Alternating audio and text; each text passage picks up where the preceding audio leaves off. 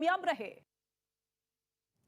हरियाणा के यमुनानगर से एक चौंकाने वाला वीडियो सामने आया, जहां एक गेस्ट टीचर पानी की टंकी पर चढ़कर ड्रामा करने लगा। ये गेस्ट टीचर पक्की नौकरी और बढ़ी हुई तनख्वाह देने की मांग पर वहां चल रहे आंदोलन में शामिल हुआ था। अचानक वो पास की एक पानी की टंकी पर चढ़ा और खुदकुशी करने की धमकी देने लगा। उसकी इस हरकत से वहाँ हड़कंप मच गया। टंकी के पास बाकी दूसरे टीचरों की भीड़ जमा हो गई, जो उसे समझा बुझाकर नीचे उतारने की कोशिश करने लगी। अपने साथी टीचरों की अपील का उस पर कोई असर नहीं हुआ और मांगे माने जाने तक टंकी पर रहने की चेतावनी दी। जानकारी मिलते ही कुछ पुलिस वाले भी घटना वाली जगह पर पहुंच गए और उसे नीचे उतारने की तरकीब में जुट गए। हरियाणा के भिवानी में नए साल के पहले ही दिन एक बड़ा हादसा हो गया। वहां डाडम खानन क्षेत्र में जमीन खिसकने से पहाड़ का एक बड़ा हिस्सा टूट गया। पहाड़ से गिरे पत्थरों के नीचे कई गाड़ियां दब गई। हादसे में अब तक 4 लोगों की मौत हो चुकी है और कई लोगों की हालत गंभीर है, जिन्हें फौरन इलाज के लिए अस्पताल में भर्ती कराया गया।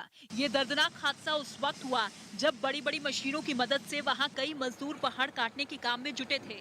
तभी जमीन खिसकने की वजह से पहाड़ से बड़े बड़े पत्थर गिरने लगे, जिसकी चपेट में वहां काम करने वाले कई लोग आ गए। यही नहीं, बड़े बड़े पत्थरों के बीच कई मशीनें और गाड़ियां भी दब गई। इस घटना के बाद तो वहां हाहाकार मच गया। हादसे की खबर मिलते ही पुलिस की कई टीमें वहां पहुंच गईं और बिना वक्त गवाए राहत बचाव का काम शुरू किया।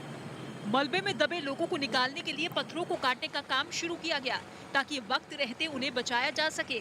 हादसे की जानकारी मिलते ही राज्य के कृषि मंत्री जेपी दलाल भी वहां पहुंचे, जिन्होंने अधिकारियों को युद्ध स्तर पर रेस्क्यू ऑपरेशन चलाने के निर्देश दिए। जल्दी हो सकता है, जो फंसी हुई गाड़ी है पत्थर काट करके उसको निकालें। इस हादसे में कुछ लोगों की मौत हो गई और कई घायलों को अस्पताल में भर्ती कराया गया, जिनमें कुछ लोगों की हालत नाजुक बताई जा रही है। वहीं इस हादसे के बाद गृह मंत्री अमित शाह और हरियाणा के मुख्यमंत्री मनोहर लाल खट्टर ने ट्वीट कर दुख जताया। राज्य के पूर्व मुख्यमंत्री और कांग्रेस नेता भूपेंद्र सिंह हुड्डा ने भी हादसे पर दुख जताया। जो दबे हुए लोग हैं उनकी सुरक्षित आए, ये मेरी दुआ है। प्रदूषण की वजह से 2 महीने पहले ही पहाड़ खनन के काम पर रोक लगाई गई थी, लेकिन एनजीटी ने 30 दिसंबर को ही खनन का काम दोबारा शुरू करने की मंजूरी दी थी। लेकिन नए साल के पहले ही दिन वहां ये हादसा हो गया। पीएम मोदी ने किसानों को तोहफा दिया। नए साल के पहले दिन प्रधानमंत्री नरेंद्र मोदी ने किसानों को बड़ा तोहफा दिया। पीएम ने किसान सम्मान निधि की 10वीं किश्त जारी करते हुए किसानों के खाते में 20,000 करोड़ से ज्यादा की रकम ट्रांसफर की। प्रधानमंत्री किसान सम्मान निधि की 10वीं किश्त किसानों के बैंक खातों में 20,000 करोड़ रुपए ट्रांसफर किए गए। उत्तराखंड के मुख्यमंत्री पुष्कर सिंह धामी ने देहरादून में फ्री टैबलेट योजना की शुरुआत की। इस योजना के तहत 2,65,000 छात्रों को फ्री में टैबलेट दिए जाएंगे। 2,65,000 सभी छात्रों को, छात्राओं को, जिनको सभी को टैबलेट मिलेंगे, उन सभी को मैं बहुत शुभकामनाएं देता हूँ। देश में कोरोना के मामलों में तेजी से उछाल आया और एक दिन में 20,000 से ज्यादा केस सामने आए। वहीं नए वेरिएंट ओमिक्रॉन अब तक देश के 23 राज्यों में फैल चुका है। इसके सबसे ज्यादा मामले महाराष्ट्र और दिल्ली से आए।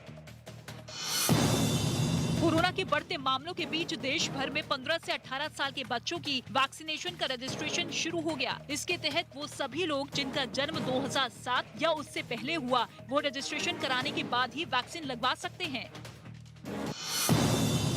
समाजवादी पार्टी के अध्यक्ष अखिलेश यादव ने लखनऊ में अपनी पार्टी के कार्यकर्ताओं को चुनावी मंत्र देते हुए बीजेपी पर जमकर हमला बोला। उन्होंने हाल ही में हुई आईटी की छापेमारी का मुद्दा उठाते हुए योगी सरकार को घेरा। साथ ही ऐलान किया कि यूपी में उनकी पार्टी की सरकार बनने पर लोगों को 300 यूनिट बिजली फ्री में दी जाएगी। समाजवादी लोग जब सरकार बना लेंगे तो 300 यूनिट घरेलू बिजली फ्री होगी।